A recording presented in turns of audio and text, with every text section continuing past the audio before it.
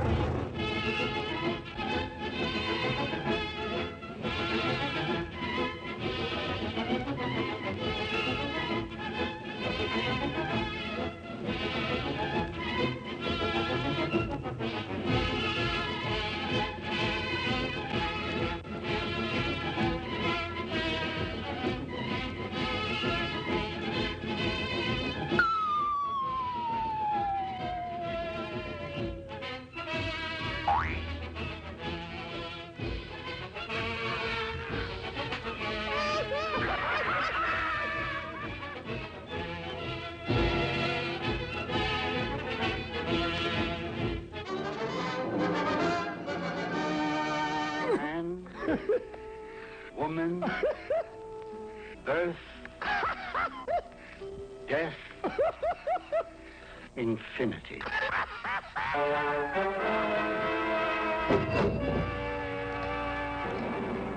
Ben crazy. Well, Mr. Rinaldi, it says here that you work for the Acme Joke and Novelty Company. 20 years now. And they do have medical coverage. Oh, yeah, top to bottom. Mr. Rinaldi, I was looking at your x-rays, and I'm sorry to say that you have a perogliated ulcer.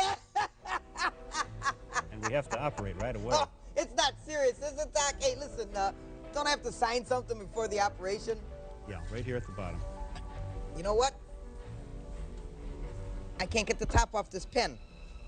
Can you do this for me, Doc? Sure. Real card, aren't you? I'm sorry, Doc. You know how it is in the joke business. Yeah. No hard feelings, right? Got me again. Come on, we better get ready for the operation. No problem. Hey, okay. You really know how to take a joke, Doc. Okay, it's right down the hall there. Just...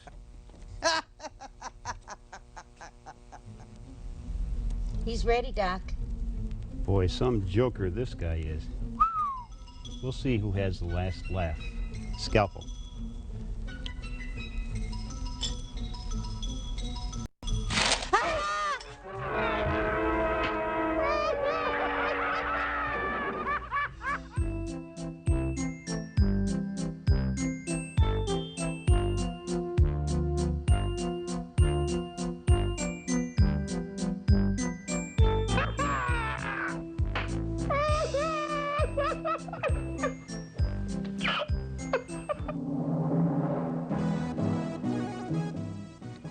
Welcome once again to Looney Legends. I'm sure many of you are familiar with the story of St. George and the Dragon, where, in ancient England, the country was being terrorized by an evil fire-breathing dragon. All efforts to slay the beast had failed. To keep the dragon from devouring the townspeople, the king ordered that a sheep be taken to the monster's cave each day. But after a while, they ran out of sheep. The king then ordered that the young maidens of the country be picked by a lottery and offered to the dragon. And, alas, one day, the king's own daughter was chosen to be sacrificed. The king was heartsick, but just as his daughter was about to be devoured by the dragon, a handsome knight rode up and slew the mighty beast. And he stayed in the town and lived happily ever after, and to become known as St. George, the Dragon Slayer. Well, little beknownst to most people, a similar story was taking place in a certain ethnic country at the very same time. This, then, is today's Looney Legend.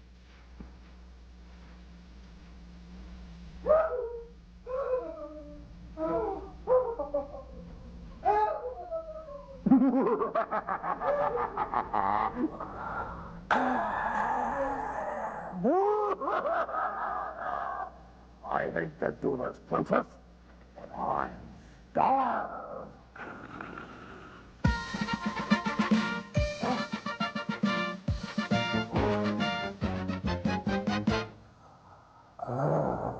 What's this? What were you supposed to be?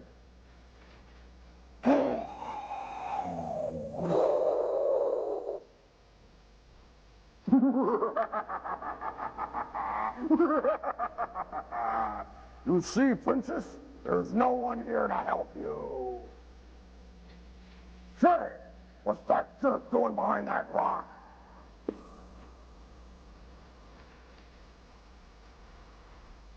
What? I don't believe it. That guy's eating lunch. Well, I think I'll join him. Huh? That's you again.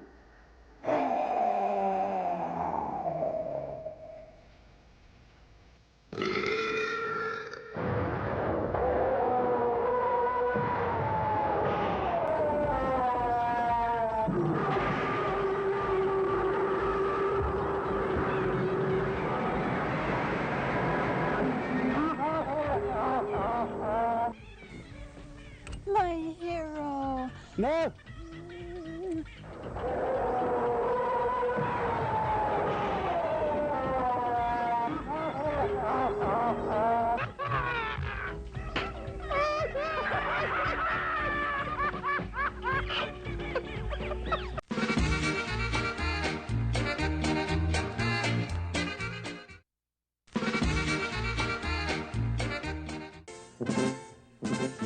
Back in the days of the Old West, many men made their mark on this land of ours, but whenever you run across a greasy one, that was the Kielbasa Kid. As we join the kid today, we find him along with Stubby, the sheriff's deputy.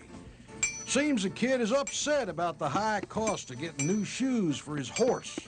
Let's listen now as the kid says, Horseshoes.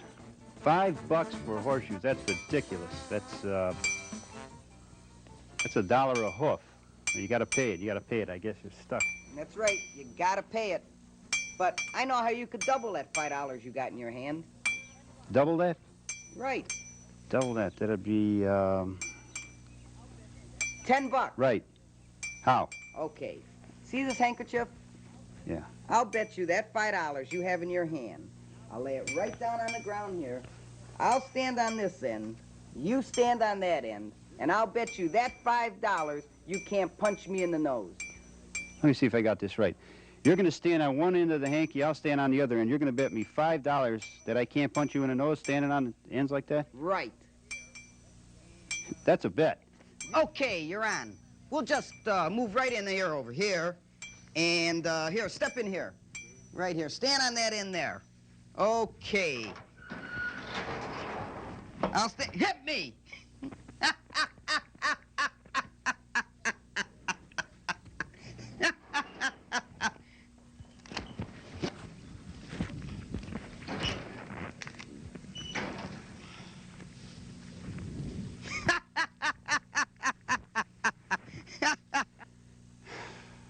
Hey, Smitty. How would you like to double that $5 you got there? I'll bet you $5 that if I stand on one end of this handkerchief and you stand on the other, that you won't be able to punch me in the nose. Is that a bet? Bet. Okay, wait a minute. I'm going to put this down right here. Right there. Okay, now you stand on that end, and I am going to stand on the other end. Okay, Smitty, sock it to me.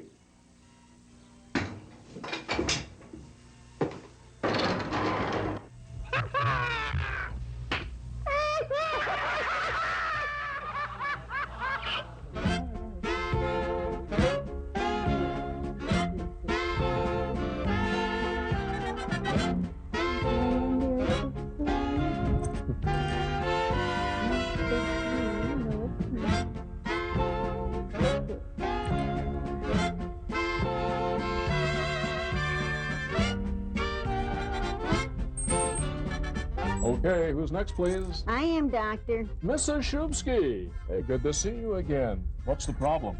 Something seems to be wrong with my poochie, Doctor. Well, let's have a look here. Has he been eating okay? Well, everything's been fine until this morning when I found him laying under my bed. He's been very still and listless. He hasn't moved all day. Is he okay, Doctor? Well, I'm afraid I've got some very bad news for you. Oh, no. What is it, Doctor? You're gonna have to get a new set of eyeglasses. This is your bedroom slipper. Oh, goodness. Oh, those are slippers. Oh, my gosh. Oh, this.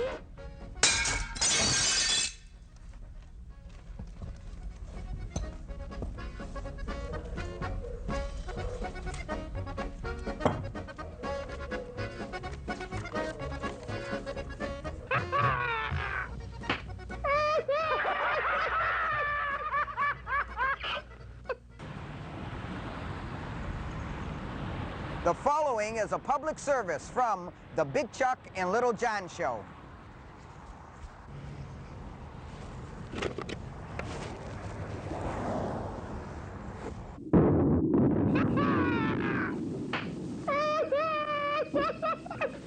Man, woman, birth,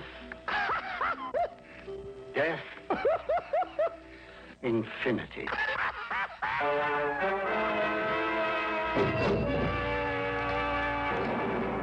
Ben crazy.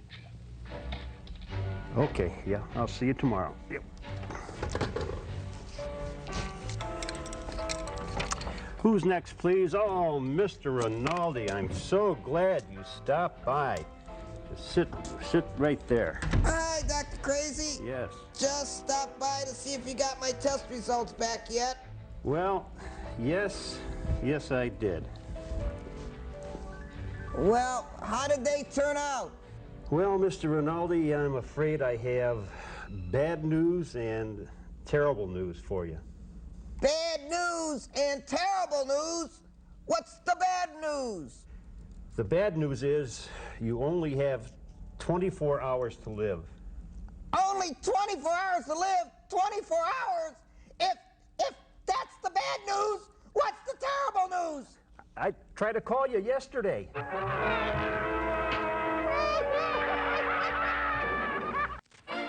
And now, Hoolihan and Big Chuck proudly present the Certain Ethnic Do-It-Yourself Car Wash.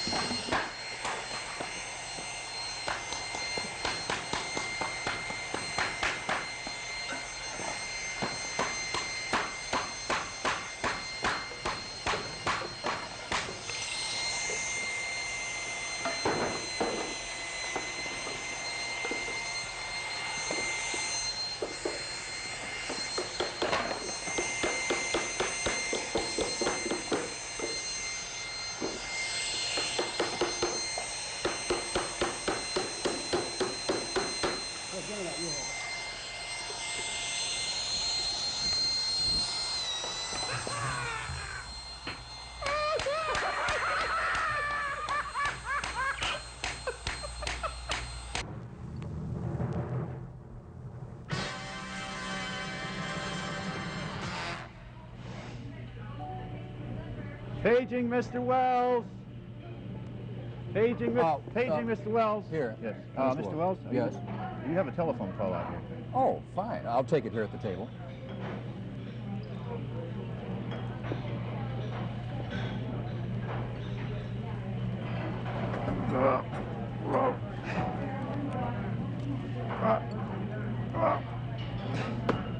Whoa! Oh, boy. Oh! Whoa!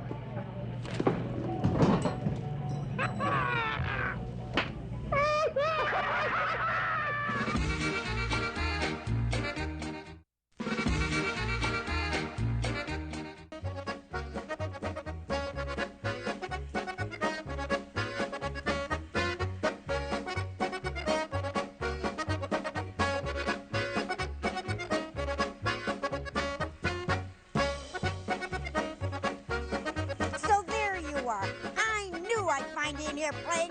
You're worse than a little kid. Do you have to play with that thing every day? Do you know what time it is? You have to be at work in a half hour. Here you are, I'll never, never know.